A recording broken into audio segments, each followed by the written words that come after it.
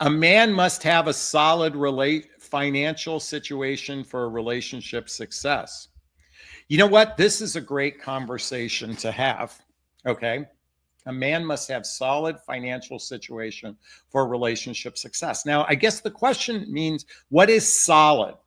Does solid mean I have enough money in the bank to save for retirement? Does solid mean just paying our existing bills? What does solid mean? I will say this.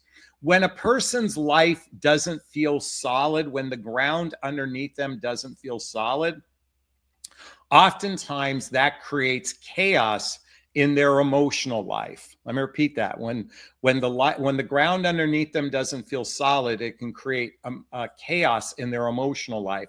And when there's chaos in the emotional life, it makes it very challenging to be in relationship with another. So I do agree with that. Okay.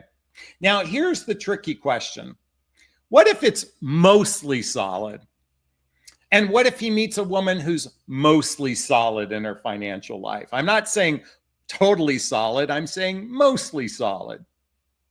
Can those two people come together and merge resources, merge assets, merge themselves? I think that's one possibility. But I think it goes beyond financial security, because when you think of provider protector, I think of the provider of the heart and the protector of emotions, the provider of heart and the protector of emotions, or the provider of emotions and the protector of the heart. You can transfer it either way. It doesn't have to be physical protection in the world. That doesn't have to be providing from a financial perspective. I think the person who has a sincere heart, it's kind of like what Debbie talked about previously. It's not about how much money they have. It's about who they are in their heart. And I think we men are being called to step up in this area. I think the reason why the divorce rate is so high is because women don't want to put up with men who are not providers of emotions and protectors of heart, because they're hyper focused on the financial success. Because there is more to a relationship than the base needs. And not to suggest our base needs of survival isn't important through money. I mean, the reality is today, money is the form of survival. It's the way we garner resources to sustain us. And yet there's this fantasy that men must be men must climb to the highest room, to the tallest tower, and pay for women and all this stuff, because it's a man's role to do that. Let me be clear with everyone. Here in the United States, 80% of the population lives kind of paycheck to paycheck and don't have 1 year's savings in the bank. So this narrative that men are supposed to pay for everything, I think you have to get really clear today. Two is better than one when you're operating in a teamwork fashion. But when I said earlier that women are initiating divorce because there's more to a romantic relationship than the woman being the nurturer to make sure the man goes to the doctor and a man paying the bills, I think there's more. I think we are evolving to connect at a deeper emotional level. And men, I'm speaking to men right now. It's time to step up in this capacity. By the way, I'm losing my breath. I'm talking with so much passion, but it's time for men to step up in this area, to be provider of emotions and protector of the heart, provider of heart and protector of emotions. And yes, you need to be able to pay your bills. You need to be able to support yourselves. But you know what? There are so many women out there that are doing so financially wonderful that they have the capacity where they can pair up together. I think it's time to throw out the old traditional narrative and look at relationships from a different vantage point. Just like Jahila says right here, women today can provide too. In that regard, our needs from men have changed exactly. Now, here's the thing, ladies. Men haven't done a good job cultivating their emotional well-being. Men haven't done a good job because we weren't trained to do that. We were taught to stuff our emotions. We were taught to be a man meant to be stoic, meant to be tough on the outside. And the reason why I think one of the reasons why men die younger is because we haven't cultivated our emotional side to navigate our emotional well-being. Where does disease come from? From Unease. Disease comes from unease on an emotional level. And so from the financial point of view of this conversation, just like Debbie says here, yes, working as a team makes the relationship more solid. And Linda comes on to say, some coaches are advocating that a man should pay for everything. I know women coaches are advocating this. Coaches are advocating this. By the way, if we went back to an absolute patriarchal society where women were property and we went back to that type of format, we could sustain that. But quite frankly, there are plenty of women who out-earn men. I'm talking a significant percentage of women that out-earn men. Amanda goes on to say, yes, it's true. Men and women pitching in, sharing the financial load is great. That's how we're going to survive, I think, as a species. And coming back to these coaches that sell this narrative, guess what? What's going to happen if for whatever reason he loses his high-end corporate job like I did? What's going to happen if he can't find himself? What if he finds himself in a circumstance today where AI just replaced his income? What are you going to do about that? What are you going to do about men that are going through gigantic changes? Do we abandon those men? Should men be expected to pay for everything? And by the way, isn't expectation the money of, or the expectation is the expectation is the root of disaster, and desperation is her twin sister. You know, I think it's time that we look at this. Oh, and Jerry says, I provide for myself. I'd like to have a teammate and a playmate. That's exactly for those of us in midlife. Do you know what we're seeking? We're seeking a teammate, a playmate in our lives, because most of us don't have to raise children. Most of us don't have to raise children. And if we're not, for those of us in midlife, and if we're not raising children, then what's the purpose of a relationship? To be teammates, to be playmates with one another. This is why it's so crucially important to find a shared passion. Sue goes on to say, and by the way, Linda wants to say, very good points, Jonathan. Thank you. I think we need to address this. I think this is an important conversation. And Sue illustrates this perfectly. I've always paid my way in dating and my last marriage. I'm capable of doing this. So why not? By the way, when you become dependent upon, here's the tricky part, coming back, to the comment here that said, some coaches are advocating men should pay for everything. Well, here's the dilemma with that. First off, it sets up a false premise, okay? When men are paying for the early stage of dating, guess what they also get to pay for? They get to pay for treating you like shit.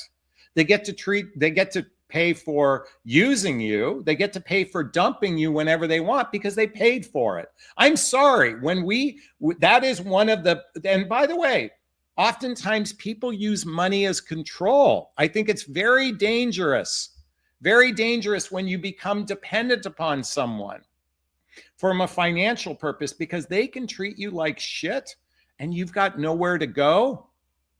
Ruth says, yes, this is very important.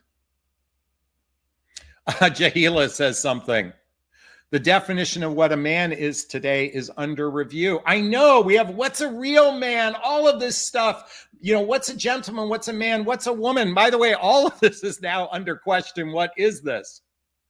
And Debbie points out, yes, money can be used for a form of power and control. As women, I wouldn't want to be dependent upon that, and especially in the early stage of dating. I know it feels good when a man provides and entertains you and romances you.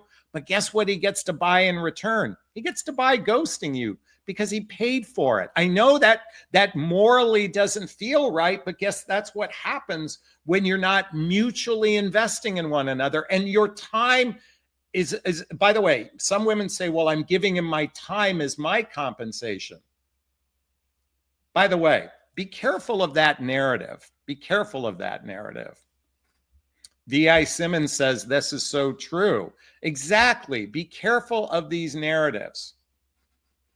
And so Oh, by the way, Nicole points this out. He also expects you to put out. Yes. Yes. If he's paid for it, he wants something in return. But Jonathan, I'm just told to sit my feminine energy and let men lead, and they're supposed to pay for everything because that's the way it works. Folks, if our dating marketplace was so pure in that narrative, then why is it so dysfunctional? Lindy points out a woman should always have a job in case this happens and she can leave. You know, it's interesting. I was watching an interview with Jane Fonda talking about this, and I was watching even an interview with Cher. You know, when you are in your sovereignty, when you're in your power, you don't have to put up with shit just because a man is paying for it. Be careful of the narratives that are being sold, what men are supposed to do, because guess what? There are a lot of shitty men out there. There are a lot of men who are not emotionally healthy. And I think it's imperative. This is why I'm such an advocate, folks. When I talk about self-love, I'm talking about empowerment. I'm talking about individual empowerment. Why do I speak to women about empowerment? Because you are these beautiful containers for us men to connect with our hearts, but it doesn't work if you're dependent upon men. It doesn't work if you're dependent upon men, because many men will use it as control, as Jahila just points out, and it's disempowering for women. Now, Jerry points out women are the same. Oh yeah, women can use money as a power and control issue. Absolutely. I know so many women that use their financial strength in the relationship as power and control. I can't believe this is the conversation we're having today. This is very fascinating. But by the way, is this sinking in? Is this resonating with you? I'd like to hear your thoughts on this particular conversation. Post a comment below. I do my best to read them all in the first 24 hours. Women can also be the same. So what's the evolution? What's the solution?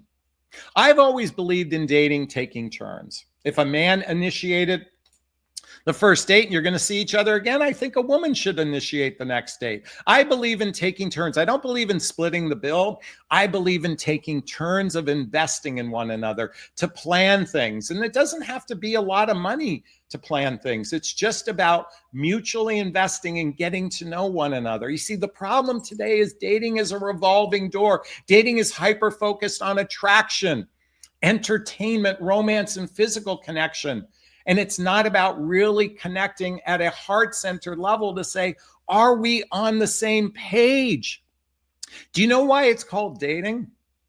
Because holy fucking shit, trying to figure out another human being was taken in the dictionary.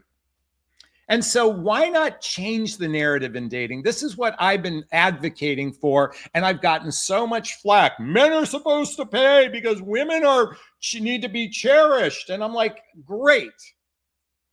But what if we don't like you? Why should I have to take my resources for someone who wasn't nice to me? Some of you women can be very mean on dates. You can be very inconsiderate. Some women use men, and some men use women. There's no doubt. Sue wants to point out, yes, absolutely, taking turns. Debbie wants to advocate the same thing. I believe in that. Both should take turns. Maybe the first couple times a guy does it because that's the way we men were raised. But I got to tell you something. I remember going on a date with a woman years ago. We went to a wine bar and we had a glass of wine. We had a couple glasses of wine. Then we walked across the street to have dinner. This was in Beverly Hills, by the way. Really nice wine bar. I can't remember the name of it. And you know what? We had dinner together and I was fully ready to pay. And, you know, I went to the bathroom for a second and she covered the bill. I was like, oh my God. You know, in that moment, I thought this woman is like partnership material. She did it without, I mean, I was fully ready to pay and she did it out of the goodness of her heart. I've had women say to me, Jonathan, I'm treating because I think you're worth it. I think when you say that to a man, I think you're worth it.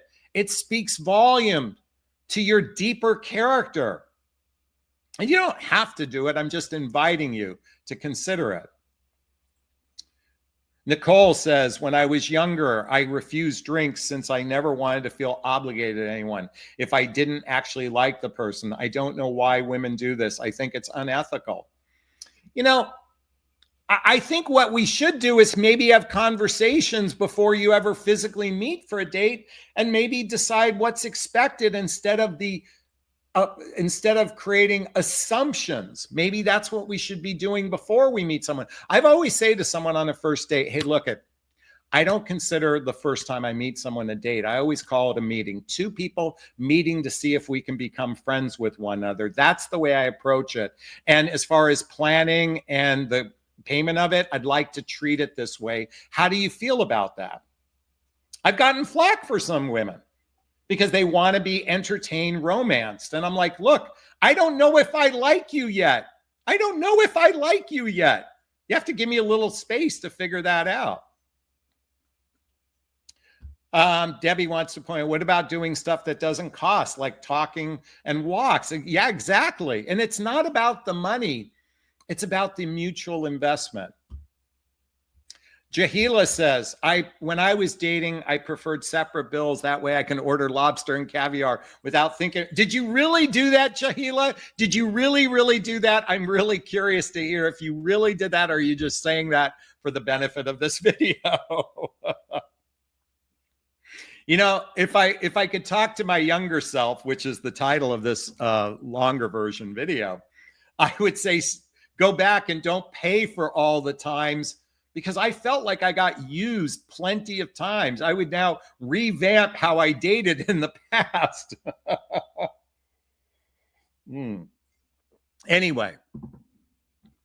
All right, let's see if there's any more comments before we shift gears here. Debbie wants to laugh. Sue is also laughing. Thank you so much. I think maybe you're laughing at the lobster conversation. All right. Hey, I'd like to hear your thoughts on what I just shared. Post a comment below. I do my best to read them all in the first 24 hours. As always, if you find value in my videos, please hit that like button. Please share this video. Please subscribe to my channel and hit that notification bell so you can be notified of new videos. And if you want to connect with me directly, there's links below to schedule a discovery call with me, to join my group called Midlife Love Mastery, to follow me on Instagram and all that good stuff. By the way, Patricia points out, if I could speak to my younger self, I would certainly revamp my past dating too. Oh my God. I think back to how many first dates I went purely based on chemistry, based on just attraction based. And honestly, I dated women because I was so insecure that just because they gave me a little bit of attention. And by the way, you know, they gave me a little bit of attention. I'm like, I chased love for so long. I'll be candid with you. If I could go back to my younger self, I would say, by the way, I think if I could go back in time after my divorce, I'd be a lot richer right now if I didn't operate the way I did before. Debbie wants to say, thank you, Jonathan. I appreciate you. All right. I think this would be a great place to wrap up this video. Hey, again, if you found value, hit that like button. Please share this video.